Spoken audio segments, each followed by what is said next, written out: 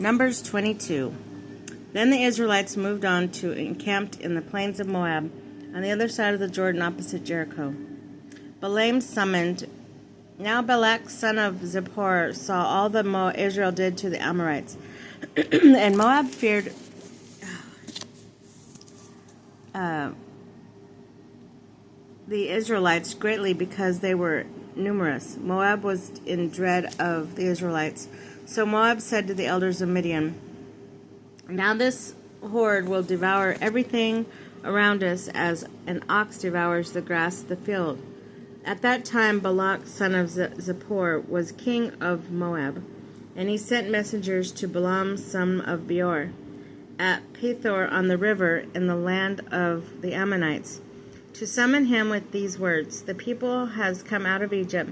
They have covered up the earth and are settling down on opposite me. Now come, curse this people for me, since they are stronger than I am.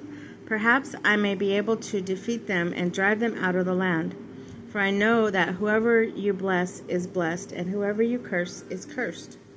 So the elders of the Moab and the elders of the Midian, themselves experts in divination, left and went to Balaam, to whom they gave Balak's message. And he said to them, "Stay here overnight, and I will give you whatever answer the Lord gives me."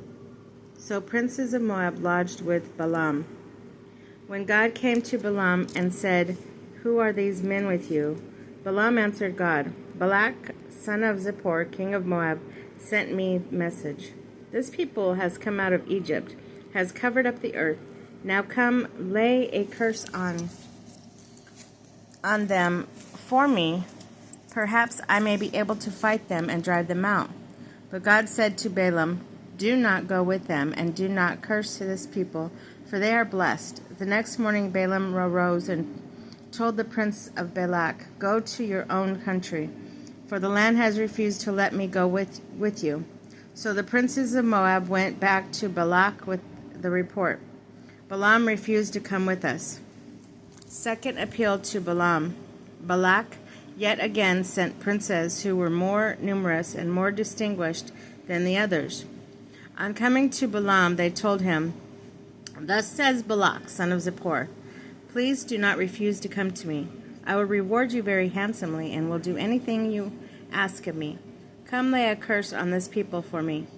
But Balaam replied to Balak's servants, "Even if Balak gave me his house full of silver and gold, I would not do anything small or great contrary to command of the Lord my God. But you two stay here overnight, so that I may learn what else the Lord may say to me." That night God came to Balaam and said to him, "If these men have come to summon you, go back to them, yet only on the condition that you do exactly as I tell you." So the next morning when Balaam arose, he saddled his donkey and went off with the prince of Moab, the talking donkey. But now God's anger flared up at him for going, and the angel of the Lord took up a position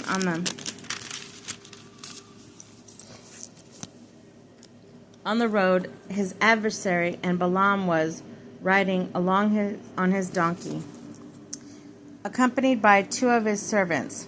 The donkey saw the angel of the Lord standing in the road with sword drawn.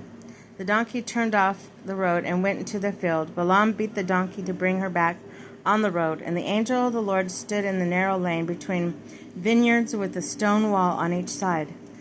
When the donkey saw the angel of the Lord there, she pressed against the wall, and since she squeezed Balaam's leg against the wall, he beat her again. When the angel of the Lord again went ahead and stood next to a passage so narrow that there was no room to move either to the right or the left. When the donkey saw the angel of the Lord there, she lay down under Balaam. Balaam's anger flared up, and he beat the donkey with his stick. Then the Lord opened the mouth of the donkey, and she asked Balaam, "What have I done to you that you beat me these 3 times? You have acted so willingly against me." And Balaam said to the donkey, "That if only a sword had a sword in hand, I would kill you here and now." But the donkey said to Balaam, "I am not your donkey, am I not your donkey on which you have always ridden until now? Have I been in the habit of treating you this way before? No, he replied. Then the Lord opened Balaam's eyes and saw the angel of the Lord standing on the road with sword drawn. He knelt and bowed to the ground. But the angel of the Lord said, Why have you beaten your donkey these 3 times? I have come as an adversary because this rash journey of yours is against my will. Then the donkey saw me. She turned away from me these 3 times. If she had not turned away from me, you are the one I would have killed, though I would have spared her. Then Balaam said to the angel of the Lord, I have sinned, yet I did not know that you took up a position to oppose my journey. Since it has displeased you, I will go back home. The angel of the Lord said to Balaam, Go with the men, but you may say only what I tell you. So Balaam went on with the princes of Balak. When Balak heard that Balaam was coming, he went out to meet him at Ar Moab, on the border formed by Arnon, at its most distant point. And Balak said to Balaam, Did I not send an urgent summons to you? Why did you not come to me? Did you think I could not reward you?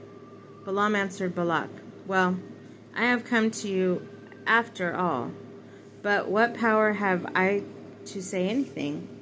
I can speak only what God puts in my mouth. Then Balaam went to Balak, and they came to Kirath-Huzoth. Here Balak sacrificed oxen and sheep and sent portions of Balaam and to the princes who were with him. The first oracle. The next morning Balak took Balaam on Bamoth-baal, and there he could see some of the people.